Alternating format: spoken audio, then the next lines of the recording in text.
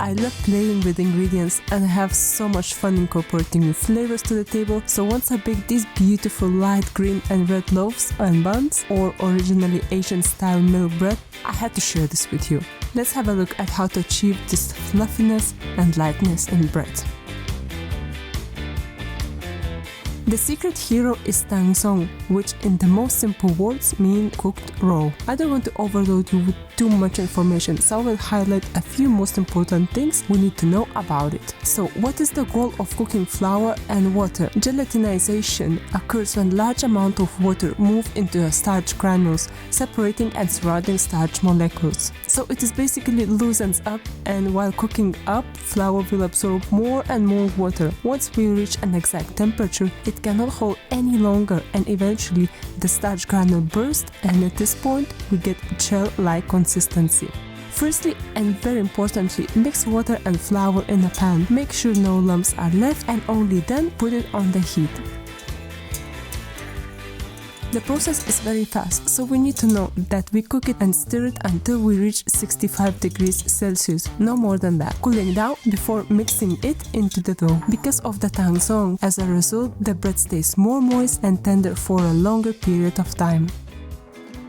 Next on the prep list is spinach juice. I really like using spinach as it doesn't give strong flavor but results in a beautiful light green color, and by the way, it can also easily be used for cakes. So talking about the recipe, I like to prepare spinach juice in advance, like in the evening for the next day. So let's put spinach in a blender followed by water. Blend it till you get as smooth liquid as you can. Then I use the sieve and cotton cheesecloth. Let it drain and eventually squeeze the remaining liquid. Once we have Tangzhong and spinach juice ready, we can finally mix the dough. You can leave Tangzhong to cool down and use it at the same day, or chill in the fridge overnight. If kept in the fridge, the Tangzhong should be brought to room temperature for 1 hour. So put all dry ingredients and mix together.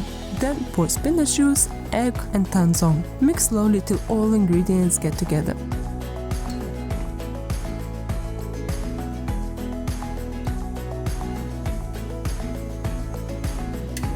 Then grab your room temperature butter and put it all in. Start mixing slowly again, and then increase the speed and mix till it doesn't stick to the sides of the bowl. So once we reach the sufficient gluten development, we can finally take the dough out. To test if the dough is really ready, you can try to take the whole dough with a hook, and if it doesn't split and stays in one piece, the dough is truly ready. You can smoothen the dough out with your hands, literally moving from one hand to another, and if you feel more comfortable, gently roll on working surface. No need to add any flour at this point. Leave it to rest for around 40 minutes. Just a quick note, while testing this recipe, I realized that depending where you live, you might need to adjust the hydration ratio, as different flour works slightly differently in each country. So if you see that the dough is really loose, you will need to increase the amount of flour. The dough has risen at least double, so now let's knock back the dough and divide it into even pieces. Without too much force and pressure, pre-shape the balls. The dough is super elastic and absolutely enjoyable to work with.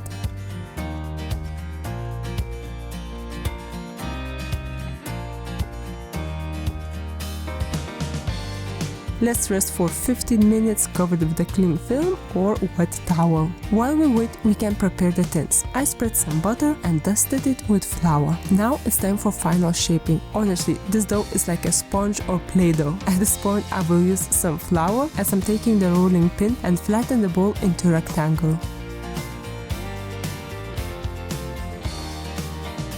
Now fold sides towards the middle and start closing up from the top to bottom.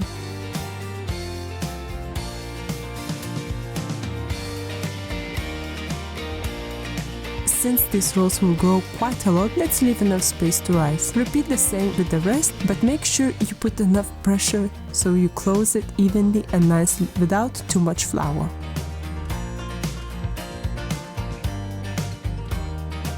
Now, let's give it another 15 minutes of rest so they rise like this. They're really like soft, fragile green clouds.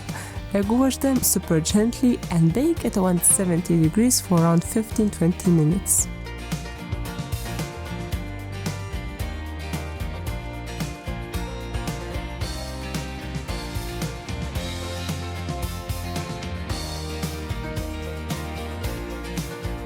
Honestly guys, I love this color so much, but I love even more the texture, which is super soft and spongy.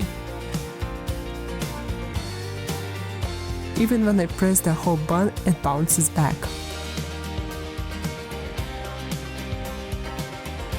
You can eat this bread as you wish, but I really love making the simple sandwich with pesto, tomato and salad. Or the following day, a roasted courgette with some sauce. Mouth-watering.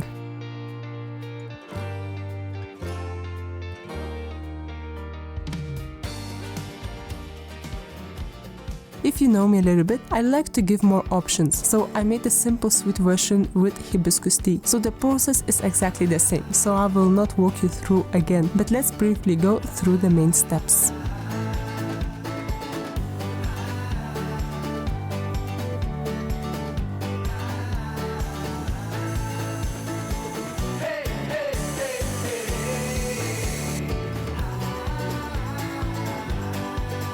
Let me show you something magical and so naturally simple.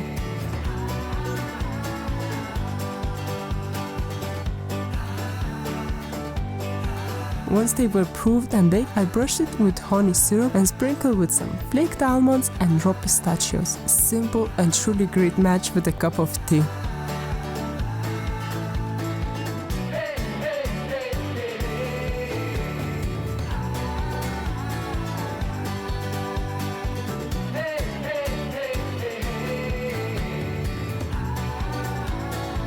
Last but not least, if you wish to do a plain version, I also leave the recipe in this video description. All I can say, they all are super spongy, soft, and whatever version you choose to bake, you won't be disappointed. I'm sorry guys that I used spongy and soft in this video so many times, but you need to try it to bake it yourself and you will feel exactly how I feel now. Super excited about this bread.